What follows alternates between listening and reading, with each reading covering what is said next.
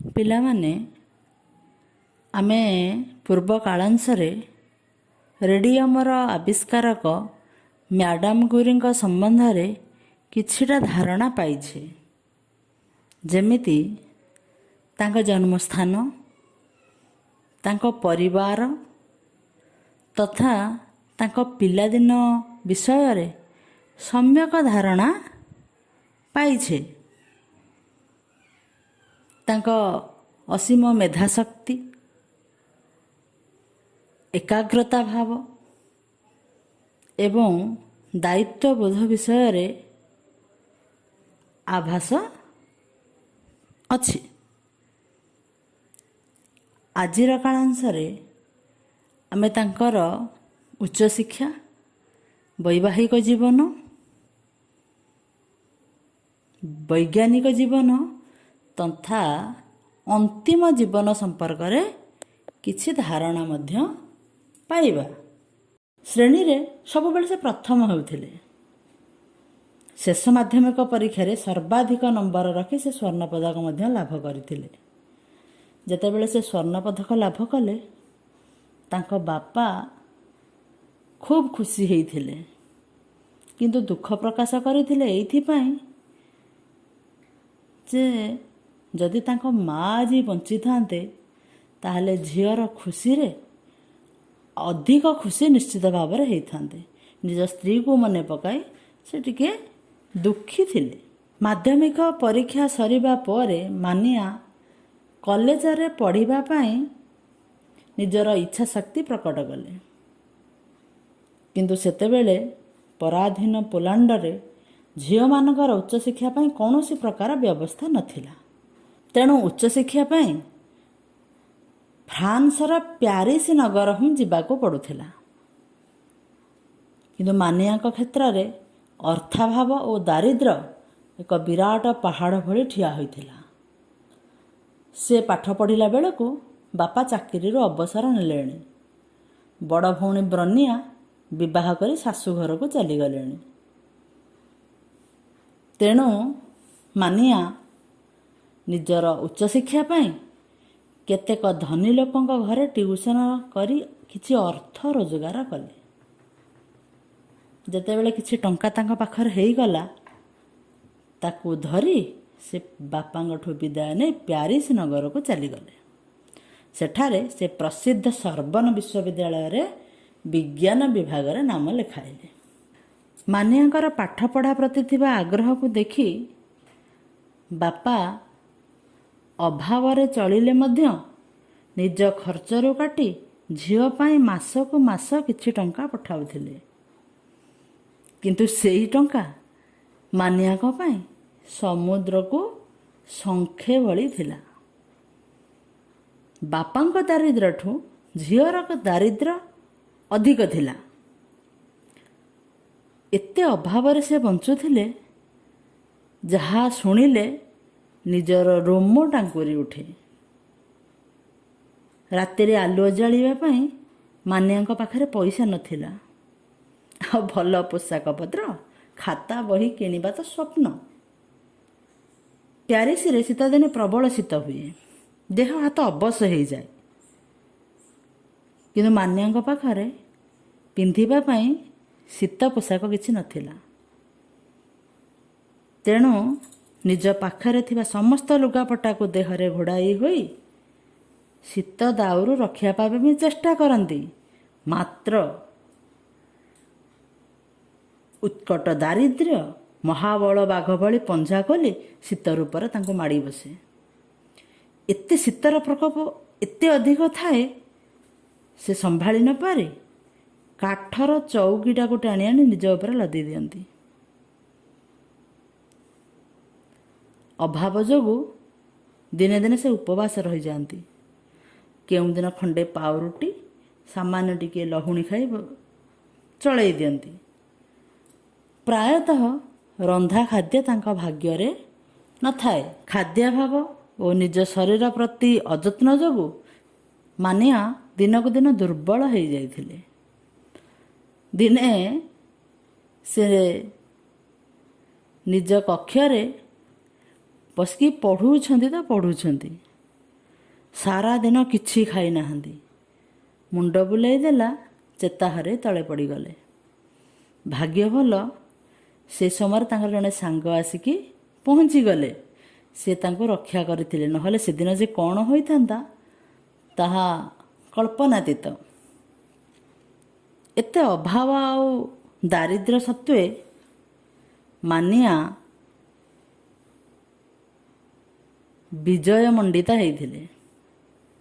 ସର୍ବର୍ଣ୍ଣ ବିଶ୍ୱବିଦ୍ୟାଳୟରୁ ସେ ପଦାର୍ଥ ବିଜ୍ଞାନରେ ପ୍ରଥମ ଶ୍ରେଣୀରେ ପ୍ରଥମ ହୋଇ MSc ପାସ୍ କରିଥିଲେ। ପାଠପଢ଼ା ସରିବା ପରେ ବର୍ତ୍ତମାନ ସେ ଗବେଷଣା କାମରେ ମନ ଦେଲେ। କାରଣ ବିଜ୍ଞାନ ଥିଲା ତାଙ୍କର ପ୍ରାଣ, ଗବେଷଣା ଥିଲା ତାଙ୍କର ଲକ୍ଷ୍ୟ, ଆଉ ଅଧିକରୁ ଅଧିକ ଜ୍ଞାନ ଆହରଣ ଥିଲା ତାଙ୍କ ଜୀବନର ବ୍ରତ। ଏସବୁ କାମ ପାଇଁ ପ୍ରଚୁର ଅର୍ଥ ତ ଦରକାର ନା। ଅର୍ଥ ସେ କେଉଁଠୁ ଆଣିବେ? ଏହି ସମୟରେ ମଣିକାଞ୍ଚନର ସଂଯୋଗ ପରି ମାନିଆ ପ୍ୟାରିସର ଜଣେ ଯୁବ ବୈଜ୍ଞାନିକ ଅଧ୍ୟାପକ ପେରି କ୍ୟୁରିଙ୍କୁ ବିବାହ କଲେ। ବର୍ତ୍ତମାନ ପେରି କ୍ୟୁରିଙ୍କୁ ବାହାଘର ହେଲା ପରେ ମାନିଆଙ୍କ ନାଁ ସହିତ କ୍ୟୁରି ଯୋଡ଼ାଗଲା। ବର୍ତ୍ତମାନ ସେ ହେଇଗଲେ ମେରି କ୍ୟୁରି ବା ମ୍ୟାଡ଼ାମ୍ କ୍ୟୁରି। ଏକୁଟିଆ ଏତେ କାମ କରୁଥିଲେ, ତାଙ୍କୁ ଜଣେ ସାଥୀ ମିଳିଗଲା। ତେଣୁ ସ୍ୱାମୀ ସ୍ତ୍ରୀ ଦୁଇ ଜଣ ଯାକ ଗବେଷଣା କାର୍ଯ୍ୟରେ ଲାଗି ପଡ଼ିଲେ। ଦୁଇ ଜଣ ଯାକର ପଥ ଗୋଟିଏ, ଲକ୍ଷ୍ୟ ବି ଗୋଟିଏ। ନିଜର ସମସ୍ତ ଉପାର୍ଜିତ ଅର୍ଥକୁ ସେମାନେ ଗବେଷଣା କାର୍ଯ୍ୟରେ ବିନିଯୋଗ କଲେ। ଫଳସ୍ୱରୂପ ସାରା ପୃଥିବୀରେ ଚହଳ ପକାଇ ସେ ଦୁହେଁ ଆବିଷ୍କାର କଲେ ରେଡ଼ିୟମ୍। ଏହି ରେଡ଼ିୟମ୍ ପାଇଁ ସେ ପୃଥିବୀର ସର୍ବଶ୍ରେଷ୍ଠ ପୁରସ୍କାର ନୋବେଲ ପୁରସ୍କାର ପାଇଥିଲେ। ଯେତେବେଳେ ସେ ନୋବେଲ ପୁରସ୍କାର ପାଇଲେ, ତାପରେ ପୃଥିବୀର ପ୍ରତ୍ୟେକ ଦେଶରୁ ତାଙ୍କ ଉପରେ ଅଜାଡ଼ି ହେଇ ପଡ଼ିଲା କ'ଣ? ଗଦା ଗଦା ଶୁଭେଚ୍ଛା, ଅଭିନନ୍ଦନ। ମାତ୍ର ସେମାନେ ସ୍ୱାର୍ଥପର ନଥିଲେ। ଏତେ ପରିଶ୍ରମ କରି, ଏତେ କଷ୍ଟ କରି ଯେଉଁ ରେଡ଼ିୟମ୍କୁ ସେ ଆବିଷ୍କାର କରିଥିଲେ, ତାକୁ ନିଜର ବ୍ୟକ୍ତିଗତ ସମ୍ପତ୍ତି ନ କରି ସମଗ୍ର ମାନବ ଜାତି ଉଦ୍ଦେଶ୍ୟରେ ଉତ୍ସର୍ଗ କରିଦେଇଥିଲେ। ଯଦି ସେମାନେ ନିଜର ବ୍ୟକ୍ତିଗତ ସମ୍ପତ୍ତି କରିଥାନ୍ତେ ତାହେଲେ କୋଟିପତି ହେଇଥାନ୍ତେ। କିନ୍ତୁ ସେମାନେ ପିଲାଦିନୁ ଦାରିଦ୍ର୍ୟତାକୁ ଅତି ପାଖରୁ ଦେଖିଥିଲେ। ତା ଛଡ଼ା ଯେଉଁ ଜିନିଷ ସମାଜର ଉନ୍ନତିରେ ଆସିବ, ପୃଥିବୀର ସମସ୍ତ ଲୋକଙ୍କର ସେବାରେ ଲାଗିପାରିବ, ସେଇ ସମ୍ପତ୍ତିକୁ ସେମାନେ କେମିତି ଭାବରେ ନିଜର ବ୍ୟକ୍ତିଗତ ସମ୍ପତ୍ତି ରକ୍ଷା ଦେଇଥାନ୍ତେ। ତେଣୁ ଏହାକୁ ସମଗ୍ର ବିଶ୍ୱ ପାଇଁ ସେ ଉତ୍ସର୍ଗ କରିଦେଇଥିଲେ। ମେରି କ୍ୟୁରିଙ୍କର ଏତେ ସଫଳତା, ସୁଖ ପଛରେ ବୋଧହୁଏ କାହାର ନଜର ଲାଗିଗଲା। ତେଣୁ ନୋବେଲ ପୁରସ୍କାର ପାଇବାର 3 ବର୍ଷ ପରେ ଗୋଟିଏ ମୋଟର ଦୁର୍ଘଟଣାରେ ପେରି କ୍ୟୁରିଙ୍କର ମୃତ୍ୟୁ ହୋଇଥିଲା। ମେରି ସ୍ୱାମୀଙ୍କର ଚାକିରିରେ ନିଯୁକ୍ତ ହୋଇଥିଲେ। ତାଙ୍କ ହାତରେ କୁହୁକ ଥିଲା,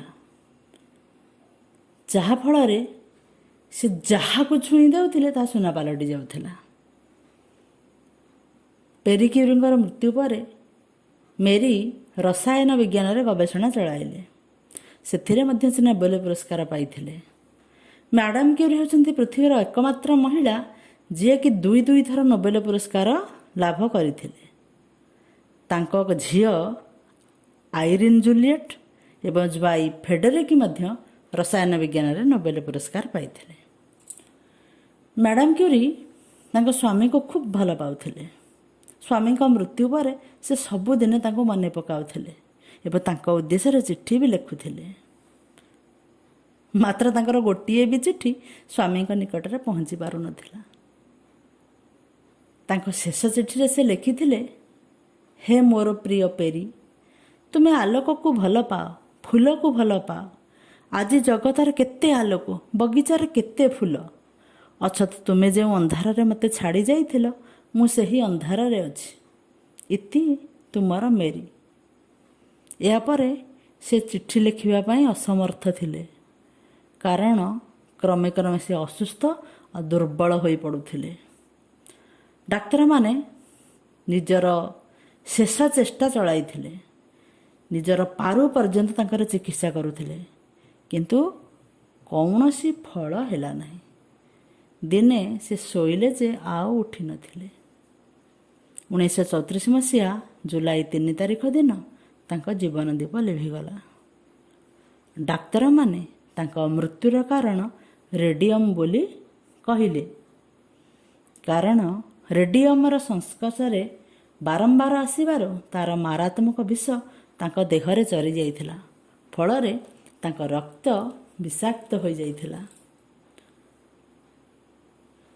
ମ୍ୟାଡ଼ାମ୍ କ୍ୟୁରୀ ଦୀପଟିଏ ପରି ସାରା ଜୀବନ ଜଳିଗଲେ, ଅଥଚ ଜଗତକୁ ଦେଇଗଲେ ଏକ ଅଲିଭା ଆଲୋକ। ଯେଉଁ ରେଡ଼ିୟମ୍ ଯୋଗୁଁ ତାଙ୍କ ଜୀବନ ଗଲା, ସେହି ରେଡ଼ିୟମ୍ ଆଜି ପୃଥିବୀର କୋଟି କୋଟି କର୍କଟ ରୋଗୀଙ୍କୁ ମରଣ ମୁହଁରୁ ଫେରାଇ ଆଣିପାରୁଛି। ମ୍ୟାଡ଼ାମ୍ କ୍ୟୁରୀ ନିଶ୍ଚିତ ଭାବରେ ଏ ସାରା ବିଶ୍ୱ ପାଇଁ, ମହିଳାମାନଙ୍କ ପାଇଁ ମଧ୍ୟ ଏକ ଆଦର୍ଶ କହିଲେ ଅତ୍ୟୁକ୍ତି ହେବ ନାହିଁ। ଗୃହ କାର୍ଯ୍ୟ କରିବା।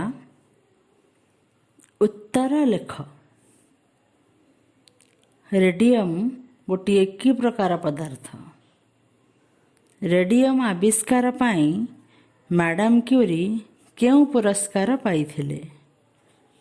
ପାଠ ପଢ଼ିବା ପାଇଁ ମାନିଆଙ୍କର କି କି ଅସୁବିଧା ଥିଲା? ଏବଂ ଶେଷରେ ମାନିଆଙ୍କର ମୃତ୍ୟୁର କାରଣ କ'ଣ ଥିଲା?